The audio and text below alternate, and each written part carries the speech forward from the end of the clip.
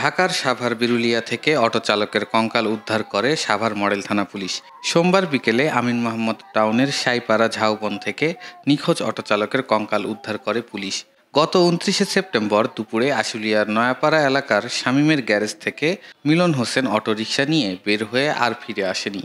নিখোঁজ মিলনের মা জ্যোৎস্না বেগম গত ১৮ অক্টোবর আশুলিয়া থানায় সুমন ও তার পিতা বাচ্চুকে আসামি করে একটি অপহরণ মামলা দায়ের করেন। মামলার বিবরণীতে জানা যায়, গত ২৯ সেপ্টেম্বর দুপুরে আসামি সুমন মিলনকে মোবাইল ফোনে কল করে ডেকে নিয়ে যাওয়ার পর থেকেই অটোরিকশা সহ মিলন নিখোঁজ হয়।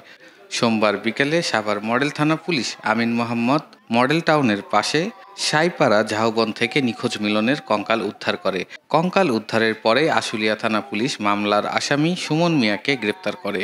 সাভার মডেল থানার উপপরিদর্শক ওহাব মিয়া বলেন, সোমবার বিকেলে বিরুলিয়ার আশুলিয়া মডেল টাউনের ঝাউবন থেকে নিখোঁজ মিলনের কঙ্কাল উদ্ধার করা হয়েছে।